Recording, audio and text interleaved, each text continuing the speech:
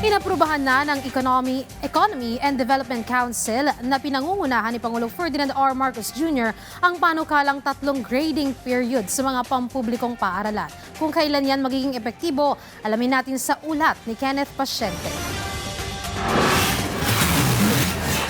Sa pagbubukas ng eskwela sa taong 2026 hanggang 2027, ipatutupad na ang 3-term school calendar sa mga pampublikong paaralan para mapataas pa ang antas ng edukasyon sa bansa. Yan ay matapos itong aprubahan ng Economy and Development Council sa ika-8 meeting nito, layunin ng bagong polisiya na mapakinabangan ang bawat oras ng pag-aaral na madalas naaapektuhan ng masamang panahon, pista opisyal at iba pang okasyon. Mula sa 4 na grading period patungo sa 3 grading period, magkakaroon ng mas mahabang tuloy-tuloy na oras ng pagtuturo sa mga estudyante na makatutulong sa mas maayos na learning pace at academic recovery bawat termino. Bukod dito, magkakaroon din ng panahon ng mga guro para sa professional development at pagsasagawa ng mga catch-up initiatives.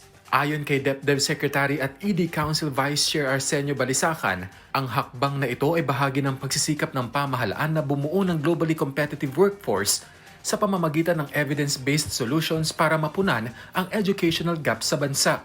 Batay sa 3-term school calendar, magsisimula ang unang term mula Hunyo hanggang Setyembre. Mula Setyembre hanggang Disyembre naman ang ikalawang termino, habang ikatlong termino ay mula Enero hanggang huling bahagi ng Marso.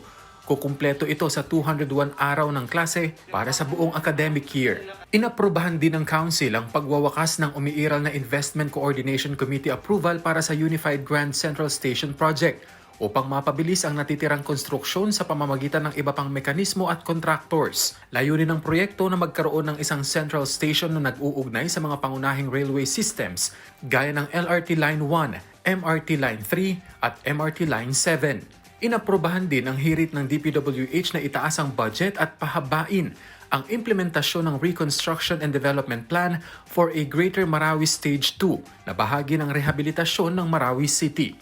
Kasama rin sa natalakay ang proseso ng 201 infrastructure flagship projects sa ilalim ng Build Better More program kasama ang mga bagong proyekto. Kenneth Pasyente para sa Pambansang TV sa Bagong Pilipinas.